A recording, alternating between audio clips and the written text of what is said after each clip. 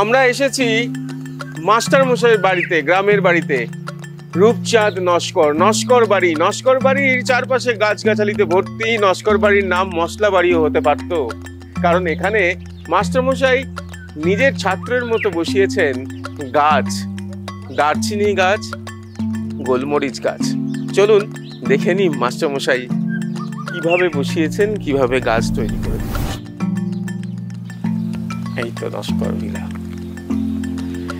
রূপচাঁদ Naskar master মশাই তিনি স্কুলে ছাত্র যেমন পড়ান, তেমনি বাড়িতে গাছ বসান, স্নেহ দিয়ে গাছ বড় করেন।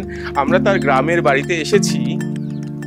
সেই গাছ, যে সে গাছ নয়, মশলা গাছ কিভাবে বসান, যে মশলা গাছ আমরা আমাদের বাড়িতে দেখতে পাই না, বসাতেও পারি না, সেই মশলা গাছ কিভাবে উনি বড় করে তোলেন, কি করে বসিয়েছেন, সেই সব জানতে, খোঁজ খবর নিতে। নস্কর বাড়ি নয়, মাঝে মাঝে মনে হয় মশলা বাড়ি। মাস্টারমশাইকে ডাকি। মাস্টারমশাই আছেন?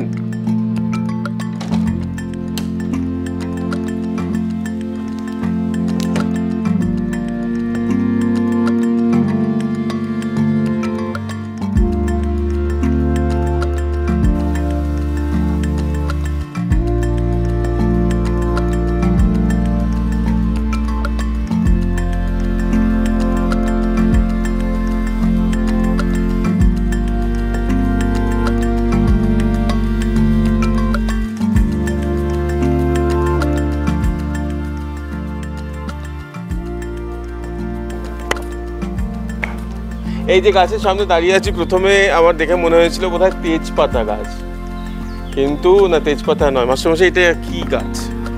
এটা গোলমরিচ গাছ। ওই যেটা আমরা ওই মরিচ এবং ওই জিরা দিয়ে একসঙ্গে রান্না করি, মাছের ঝোল খুব ভালো হয়। আপনি রান্নাও করতে পারেন তো? হ্যাঁ, মোটামুটি পারি রান্না করতে, অসুবিধা নেই। বাড়িতে গোলমরিচের তাহলে কিনতেই তো হবে না? গোলমরিচের গাছ কি করে বসানো যায় একটু গাইড করুন। না, গাইড মানে এটা আমি প্রথম নর্থ বেঙ্গল যখন ফ্যামিলি নিয়ে বেড়াতে গিয়েছিলাম, ওখানে গিয়ে আমার খুব পছন্দ হয়েছিল। তো আমি চেষ্টা করছিলাম যে গাছ একটা নিয়ে আসবো, কিন্তু নিয়ে আসা সম্ভব হয়নি। তারপরে অর্ডার করে আমি ওই শিয়ালদা গ্লোব নার্সারিতে অর্ডার করেছিলাম। করার পরে ওরা আমাকে সাপ্লাই দিয়েছিল। দেওয়ার পরে আমি দেখলাম যে একবার লাগিয়ে দেখি না, চেষ্টা করি। যদিও আমাদের এখানে এই মাটিতে হয়তো হবে না ভেবেছিলাম, কিন্তু দেখলাম যে না, গাছটা হয়েছে। এবং এক বছর সবচেয়ে বেশি ফলন দিয়েছিল, প্রায় 1 কেজি মতন হয়েছিল। 1 কেজি গোলমরিচ? 1 কেজি শুকনোর পরে। এই যে দেখছেন, এই যে এখনো হয়ে আছে, এটা অফ সিজনের ফল। এটা অফ সিজন। আর সিজনে এইবারে ফুল আসবে, গাছ পুরো ভরে যাবে। যত্ন তো নিশ্চয়ই করতে হয়েছে। আপনি মাস্টারমশাই মানুষ, আপনি ছাত্রদের যেরকম বড় করে তোলেন, গাছকেও তেমনি নিশ্চয়ই যত্ন তো করতে হয়েছে। এমনি তো আর হয়ে যায় না। কি যত্ন করতে ব্যাপার হয়েছে, গাছটা আমার প্রাণ বলা যেতে পারে। গাছ নিয়ে আমি সব সময় থাকি। আম, জাম, কাঁঠাল, বিভিন্ন ফলের গাছ, মানে ফুলের গাছ এবং মশলার গাছ, এগুলো আমার লাগাতে খুব ভালো লাগে। আমি এবং তাদের পরিচর্যা করি। বিশেষ করে এই গোলমরিচ গাছটা, মাটিটা আমরা খুঁড়ে লাগালাম। এতে অন্য কোনো সার লাগে না। ওই ফসফেট, যেটা চুন জাতীয় একটা সার পাওয়া যায়, ওই চুন জাতীয় সার একটু হালকা ওই সরিষার খোল আর ওই ফসফেট দিয়ে গাছের গোড়াতে বাইন্ডিং করে দেওয়া হলো। দেওয়ার পরে এবারে জল, স্প্রে এগুলো দিতে হয়, সেগুলো সেইভাবে দেওয়া হয়। না, এটা কতদিন বাঁচে বা কিরকম, কি কবে থেকে ফল দেয়? আমি তো গাছটা এনে লাগিয়েছি প্রায় বছর 5। মরা মাচা তো আমি বলতে পারবো না, আমার তো এখনো জীবিত রয়েছে গাছটা। আর আপনাকে দেখি মাঝে মধ্যে গাছের কাঁচি দিয়ে কাটছেন, এগুলো করতে হয় কেন? এগুলো পরিচর্যা করতে হয়। মরা পাতা বা মরা ডোক যেগুলো আছে, এগুলোকে কাটিং করলে ভালো হয়, গাছটা সতেজ থাকে। আর মাঝে স্প্রে দিতে হয়। এটা কি সারা বছরই গোলমরিচ ফল দেয়? না, সারা বছর তো দেয়ই না, সিজনে একবারই হয়। দেখছি এখন যেটা এসছে, এটা অফ সিজন। কীভাবে এসছে আমি জানি না। মূলত এই সময় ফুলটা আসবে এবং এরপরে প্রায় 3 মাস লাগবে। 3 মাস পরে এটা পুরো এই যে সবুজ অংশটা হলুদ হয়ে যাবে। হলুদ হওয়ার পরে ওটাকে আমার কাটিং করে নেওয়ার পরে রোদে শুকিয়ে দেওয়া হলো। শুকানোর পরে আস্তে আস্তে কালো যে চেহারা গোলমরিচে, সেই চেহারাটা পেয়ে যায়। মানে গাছে কালো হয় না? না, গাছে কালো হয় না, গাছে হলুদ হয়ে যায় পেকে। মানে হলুদ হলে তখন তুলতে হয়? তখনই আমরা কাটিংটা করে নামিয়ে নিই। নামিয়ে রোদে মেলে দেওয়ার পরে ওটা আস্তে আস্তে কালো হয়ে যায়। এই গ্রামের সবাই কি গোলমরিচ এখান থেকে নিই? না, অনেকে তো আসে কারণ গোলমরিচ তো চট করে পাওয়া না যায়। না, এখানে আমার এলাকাতে কেউ গোলমরিচ করেনি। আমার থেকে অনেকে বীজ নিয়ে গেছে, আমি কাটিং করে দিয়েছি, তারা গাছ পরিচর্যা করছে, তাদের এখনো ফলেনি। গোলমরিচ দিয়ে কি রান্না করেন? মাছের ঝোল তো লাগেই। মাছের ঝোলে তো আমরা মাস্ট মরিচ আর হচ্ছে কি জিরা বাটা দিয়ে খাই। আর এই গরম পড়ছে তো কাঁচকলা, পেঁপে, সজনার ডাঁটা, একটু জিরা মরিচ বাটা দিয়ে একটু ঝোল করলে প্রাণটাও ঠান্ডা হয়ে যাবে খেলে। কিনতে হয় না বাজার থেকে?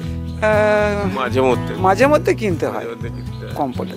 সেটা কিনতে হবে, কারণ অফ সিজনে তো কিছু করার থাকে হ্যাঁ, না। সুতরাং বুঝতে পারছেন যে মাস্টারমশাইয়ের গোলমরিচের গাছ আপনারাও বসাতে পারেন বাড়িতে। তবে এনার মতো স্নেহপ্রবণ হতে হবে। মানুষকে, ছাত্রকে মানুষ করতে যেরকম স্নেহ লাগে, গাছকেও সেরকম যত্ন পরিচর্যা করতে হবে, তবেই সবুরে মেওয়া ফলে, এই সবুরে গোলমরিচ ফলবে। আচ্ছা, আর আরেকটা গাছ আছে না, এই গাছটা গাছটা আছে ইয়ে গাছ, দারুচিনি। দারুচিনি গাছ। বাবা, আমি চিনি গো চিনি তোমারে, ওগো দারুচিনি। চলুন, দারুচিনি গাছ ওইটা না? হ্যাঁ, এই যে দারুচিনি। আচ্ছা আচ্ছা আচ্ছা, গন্ধ পাচ্ছি। গন্ধ পাচ্ছে? ফুলও হ্যাঁ, গন্ধ পাচ্ছি। এইটা দারচিনি গাছ? এইটাই। এটাও তো দেখতে তেজপাতার মতো। না, এটা দারুচিনি গাছ। দারুচিনি গাছ মানে দারুচিনি মানে আরে ওই যে গরম মশলা হয় না, ওই যে আমাদের থাকে হচ্ছে কি লবঙ্গ থাকে, একটা কাঠ মতন থাকে ওই। না না না, এটা গাছের ছাড়। কিভাবে কাটতে হয়? আমরা যে মাংস রান্না করি না, এলাচ দেওয়া থাকে। মাংস কেন, পায়েসেও তো অনেক। পায়েসেও দেয়, পায়েসে দারুচিনি দেওয়া হয়, আর লবঙ্গ থাকে, দারুচিনি থাকে, আর ওই এলাচ থাকে। দারুচিনি তো এরা করে কাবুলিওয়ালারা। না না না, এ তো মায়ানমারে বেশি হয়, আমাদের মানে বেঙ্গলেও হয় দেখছি। নাকি গাছ থেকে এরকম করে ঝোলে নাকি দারচিনি? না না না, কি করতে হয়? এই ছালটা কাটতে হয়। ছালটা কাটতে হয়। কাটুন তাহলে কি হবে? কাটবো। হ্যাঁ, অস্ত্র লাগবে। অস্ত্র লাগবে। ওই তো, এই তো অস্ত্র আমার কাছে। আপনি সাউথ ইন্ডিয়ান চাইলে না, আমি কাজ তো কাটতে পারবো না ঠিকভাবে। কাটবো। হ্যাঁ, আচ্ছা, কেটে দেখাচ্ছি আমি। না, খুব কষ্ট হয় কিন্তু। না না, কষ্ট হবে না, গাছের আমি অল্প একটু কাটছি। আচ্ছা আচ্ছা আচ্ছা, দেখেন, এইটাই দারুচিনি। এটা দারুচিনি। এটা তো মানে দারুচিনি তো সেই শক্ত শক্ত কাঠের মতো হয়। আরে ভাই, এটা তো কাটতে হবে, শুকাতে হবে। কাটা হলো, হ্যাঁ, এটা শুকালে আপনি গন্ধ পাবেন। দেখুন দেখুন দেখুন, গন্ধ পাবেন। পাচ্ছেন? একদম।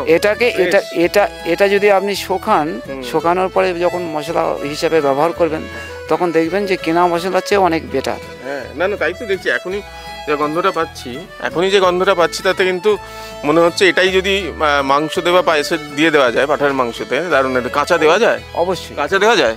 না না, কাঁচা দেওয়া যায়। আচ্ছা, কিরম ভাবে গাছটা তৈরি করতে হয়, কিভাবে এই গাছের তৈরির হিস্ট্রিটা একটু বলুন।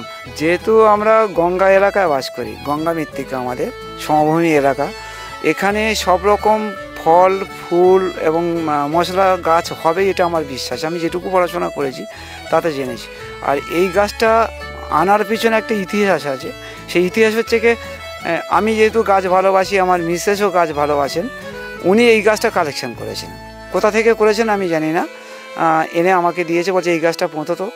আমি সেই হিসেবে গাছটা রোপণ করেছি, পুঁতেছি। পোঁতার পরে দেখছি যে গাছটা ঠিকঠাক আছে, এবং 2-3 বছরের মধ্যে গাছটা হচ্ছে মোটা হয়ে গেছে, এবং আমি ওটা কেটে নিয়ে যেমনভাবে হচ্ছে কি মশলা হিসেবে ব্যবহার করা যায়, ঠিক তেমনভাবে মশলা হিসেবে ব্যবহার করছি। ঠিকঠাক আছে। আমার বাইরের বন্ধু বান্ধব যারা আসে, তারা তো আসে, দেখে, অবাক হয়ে যায়। কোথা থেকে পেয়েছিলেন?